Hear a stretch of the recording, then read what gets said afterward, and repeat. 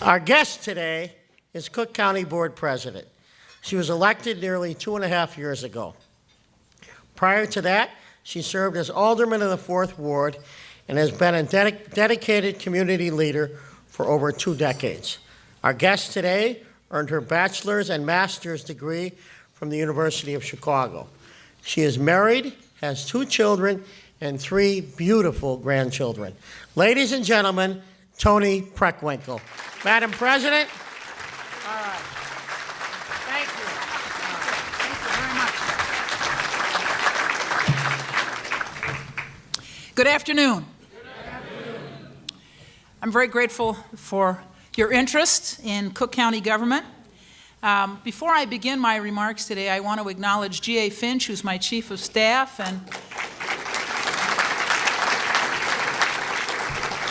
and Kim Fox and Carlos Ponce, who are Deputy Chiefs of Staff. Thank you.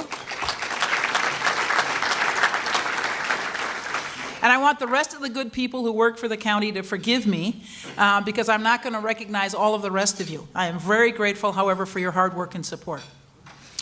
Before I begin my remarks, I want to recognize a sports team. The Cook County softball team is undefeated this year, and this is the 3rd year in a row that they've been undefeated. So I want to commend and congratulate all of the folks who are here who are part of our softball team. Thank you.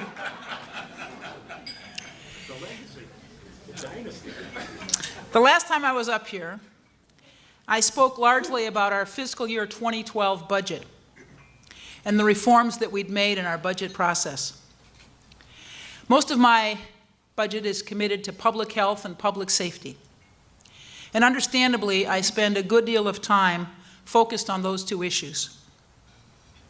But when I worked for the city's Department of Economic Development in the 1980s, the importance of government's role in economic development was driven home to me.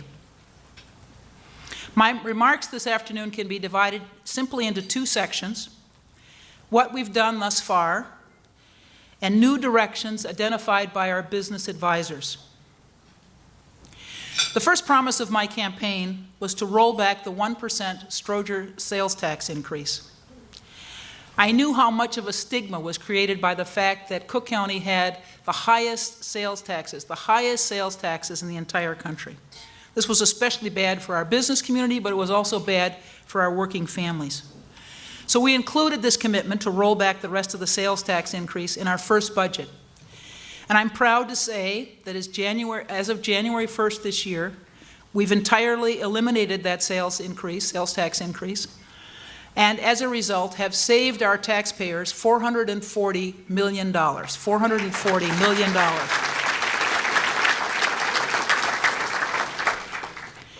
I'm embarrassed to add that I'm often stopped on the street by county residents and praised for this, as if no one expects politicians to keep their promises.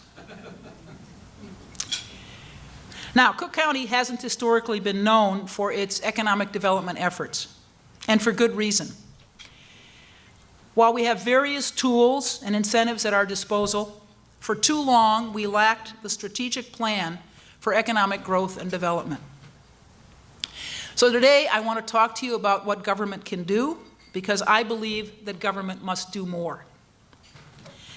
My background in economic development comes largely from my 19 years as 4th Ward Alderman.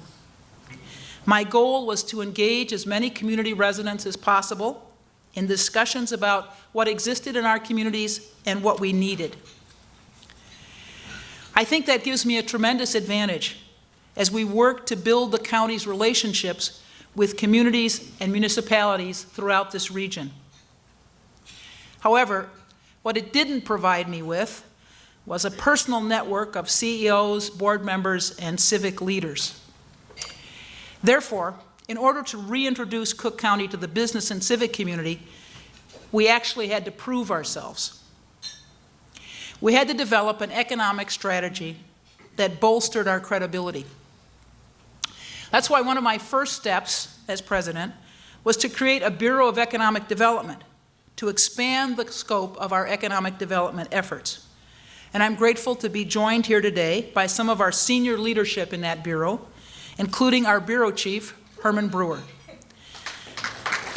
Stand up, Herman.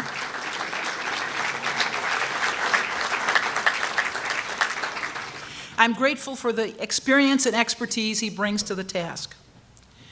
One of the best examples of the good work of the Bureau of Economic Development is our new and improved relationship with the U.S. Department of Housing and Urban Development. Before I came into office, Cook County was awarded $35 million under the American Recovery and Reinvestment Act, the federal government's principal anti-recession program. Needless to say, the demand for resources was great.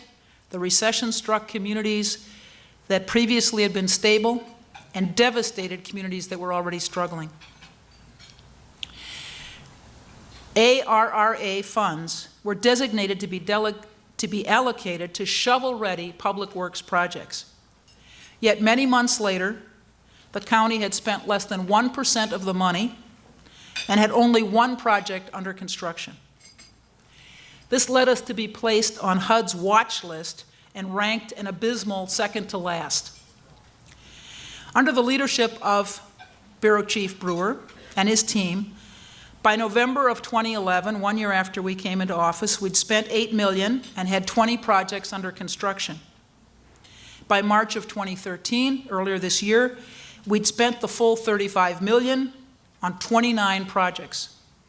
Shortly thereafter, HUD actually honored Cook County for distributing these funds effectively and efficiently.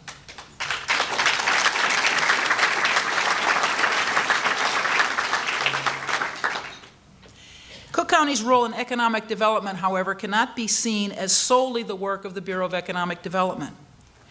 Cook County contains 128 municipalities and townships and over 300 special purpose governments. Effective economic development efforts must be collaborative. Our municipalities span a wide range of sizes and capacities. We've focused time and resources on working with communities throughout the county to hear their concerns, provide information, and reaffirm our commitment to collaboration. And while it may seem relatively straightforward, it was not always the approach that the county took.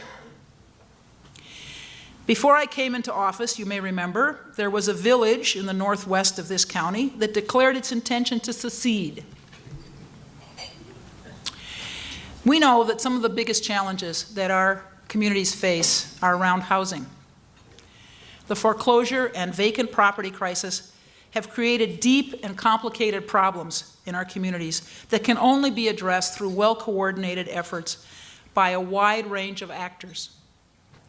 To that end, one of our key initiatives has been the creation of a land bank authority to assist in identifying key areas where reinvestment is needed.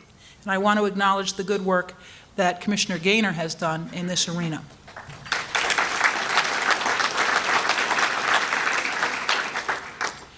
Often local communities lack the resources and expertise that they need to put land back in the hands of private owners. Activities such as acquisition, erasing back taxes, clearing titles are costly and complicated. They challenge the abilities of even our most sophisticated and well-funded municipalities, and financially strapped communities find them insurmountable. That's why we've worked with the South Suburban Land Bank to prepare and submit a joint funding application to the Attorney General for national foreclosure funds, and to put together a team of co-applicants which included our own Bureau of Economic Development, not-for-profit developers, councils of government, real estate and civic organizations. The collaboration represents a long-term investment in the health and vitality of our neighborhoods, our municipalities, and our county. And as we work to ensure more economic growth, we must not lose sight of sustainability. Probably not many of you know that Cook County has a Department of Environmental Control. Historically, the department functioned primarily to monitor emissions. But under the leadership of Deb Stone, we've charged the department with setting a sustainability agenda for Cook County. That's why I asked Chris Kennedy and Ann Pramaggiore to co-chair my Sustainability Advisory Committee. We recently released a report, and I've committed to reducing Cook County's greenhouse gas emissions by 80% by the year 2050. By the way, I fully expect that our Cook County softball team will still be undefeated at that time. We also know that the county has to be a more effective business partner. Up until now, Cook County government has never fully understood its role as an economic driver in the region. Cook County spends $1 billion annually on goods and services. And with that spend, we have the ability to build the capacity and competitiveness of our local, small, minority, and women-owned businesses. We've worked together to lower barriers for minority and women-owned businesses in the workplace. We are leveraging our relationships with firms in the private sector to help build the capacity of our small businesses. Working with the City of Chicago, we instituted a streamlined reciprocal MBE, WBE certification process for companies that want to do business with either unit of government. And in 2012, we surpassed our goals for overall MBE, WBE participation. Finally, we have to remain committed to our workforce.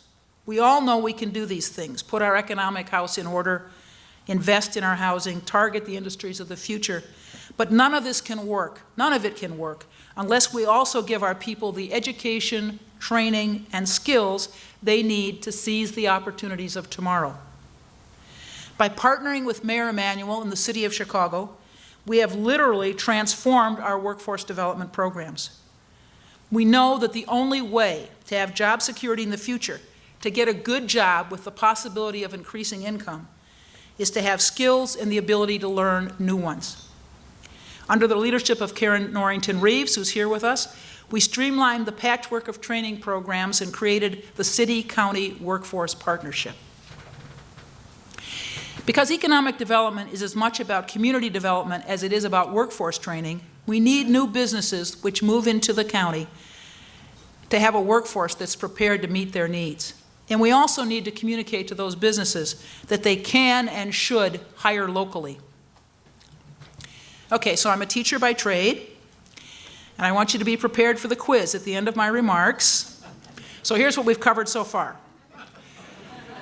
First, we rolled back the sales taxes.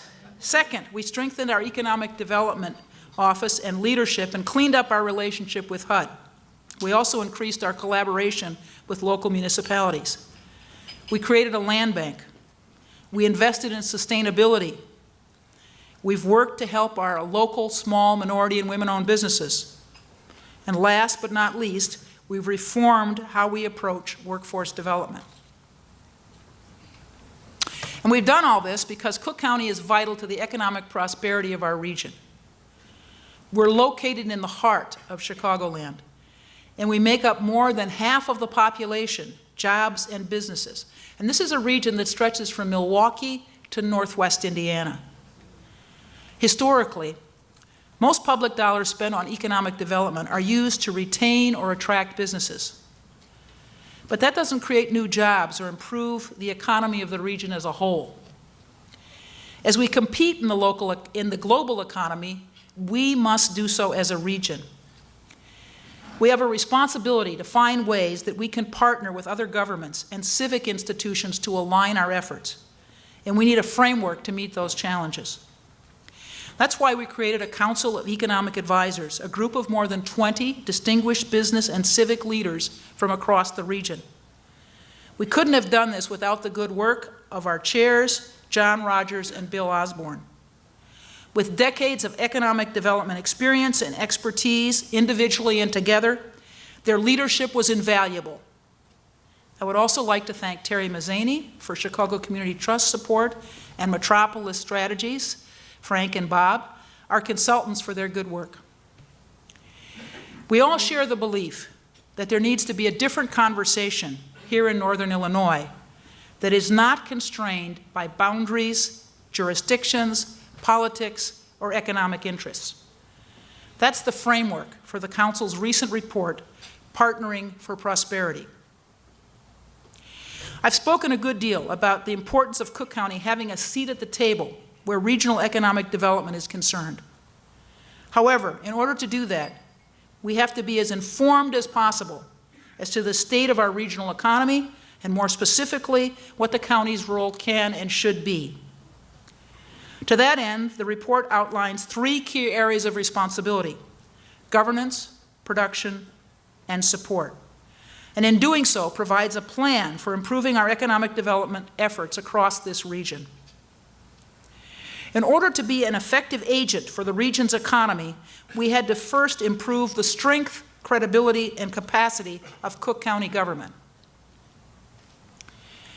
We're now better equipped to be a leader in advocating, organizing, and partnering across the region to promote economic growth. Because of Cook County's position within the region, we know that strategic investments locally can have significant impacts regionally and even globally. We talk about production and support. What we're talking about chiefly are 2 areas: manufacturing and transportation. And speaking as a history teacher, both have served as the backbone of economic growth since our country's founding. But like many industries, manufacturing experienced a lost decade over the last 10 years. In that time, the Chicagoland area saw its manufacturing employment fall by 1/3. 1/3, as firms shifted production either overseas or they automated here at home. Fortunately, in the next decade, manufacturing will look fundamentally different.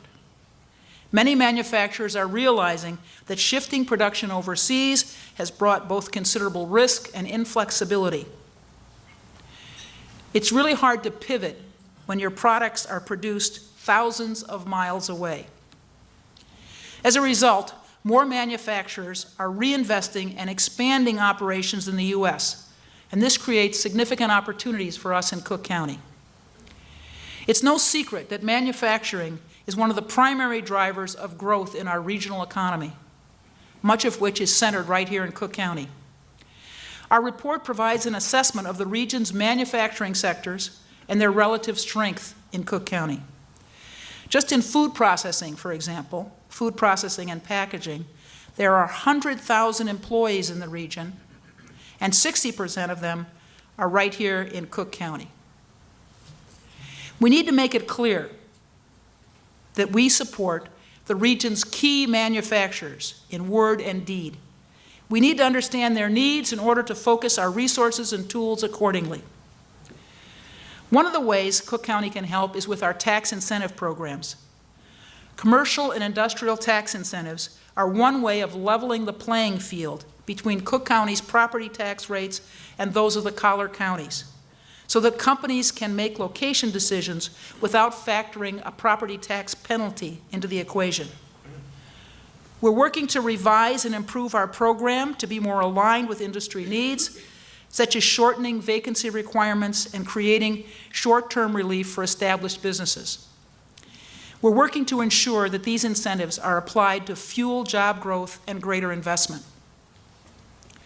We know that our other major focus has to be transportation for a couple reasons. First, transportation, distribution, and logistics represent both a huge employer, 140,000 individuals in that sector alone, over 50% of whom reside in Cook County. Second, because Cook County is the transportation hub of the Midwest, moving billions of dollars of goods across the country. Railroads are part of this sector, and we need to devote resources to reducing congestion to improve operations here. 5 of the 6 largest railroads in the country traverse Cook County. I've long been a rail advocate.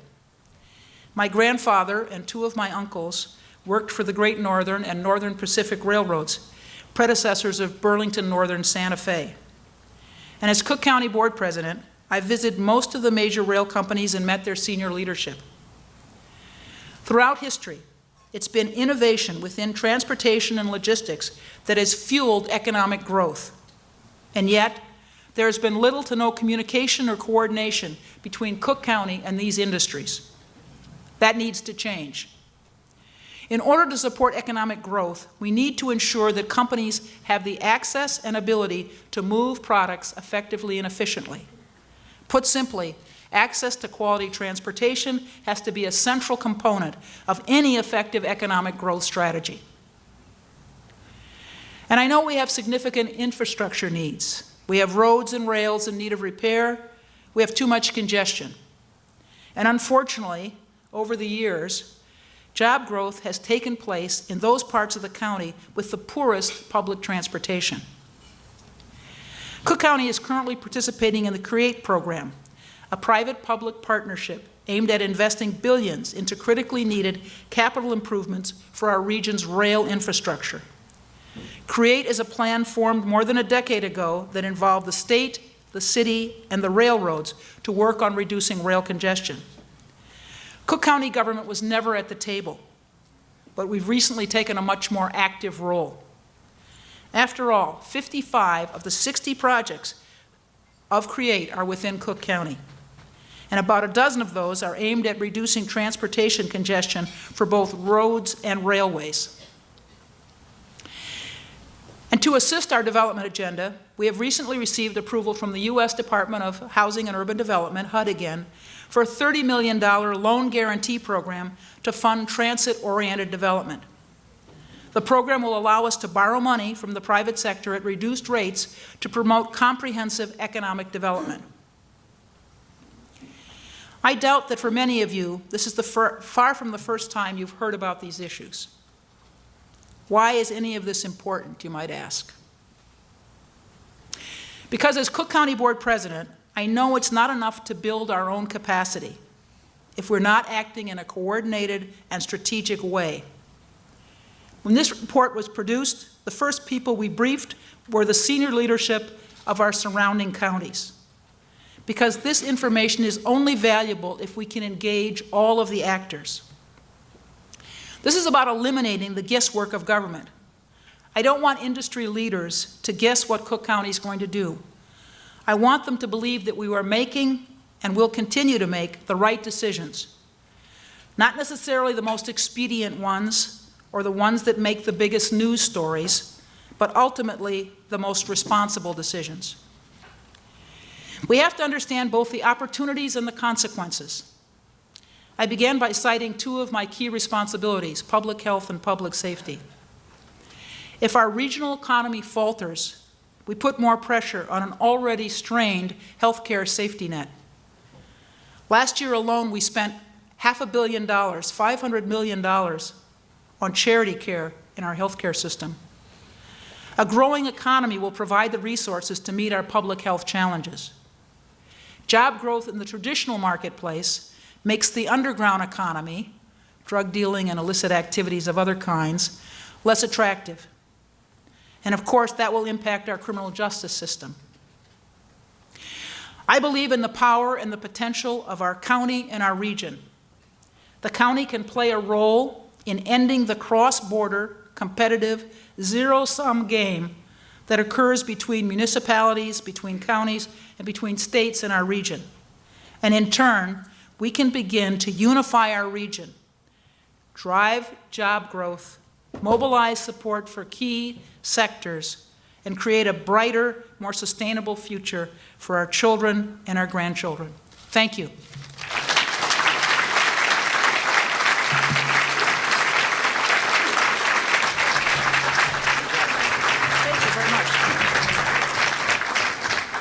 If you have a question, the forms are on the, because we're both teachers, are on your desk. And I'm going to ask Herman Brewer to come up here in case there are questions I can't answer. Come on, Herman. Well, we have a first. A guy who actually asked a question and put his card on it. If the City Club is anything, we believe in innovation. Okay. This is from Richard Concady. What? Close enough. Regional Manager, Public Sector. All right, here's the question. When will Will County move into e-procurement to turn spending into savings, increase compliance, and add more transparency to county government and a lot of other good things? Here you go. Move to... Very complicated question. More transparent? Okay. Well, as it stands, we put everything that we do virtually on the internet. You can find out about our budgets, you can find out about our contracts, you can find out about our payments to vendors. All of it is on our website. And actually, our Bureau of Information Technology has been working to try to figure out how we can share and perhaps sometimes profit from the information that we gather, our information that we gather about county resources and county institutions in a way that might be helpful. Now, do you have something you want to add here, Herman? Because that's about as far as I could get with this question. All right. We've kind of prided ourselves on our transparency and accountability, so I'm not sure where this question is coming from. Why don't you, Richard, why don't you see me for a minute after the meeting? Okay. You have question forms on your desk. A terse is not worse, so here we go. John Hammerschlag, City Club member. It's a sandbag, but you can handle it. On July 1st, the City of Chicago is implementing a new parking tax structure. What is the status of the county's implementation of a new parking tax structure? We had a proposal of our own. It needed a little tweaking, so it was sent to committee, and I think it will be considered at our July meeting. How's that? Good answer. Terse question, terse answer. Any more on there? We still ask one. From Joy Saxon, board member. You have named many needs. If one were granted, which would be your number one need? Which one would you want to do first? Which one would I want to do first? Of all the things you mentioned. Of all the things I mentioned. Other than giving raises to all county employees. There are a number of people here who would applaud that, right? You know, I think we have to change, and we're working on it, the perception of Cook County.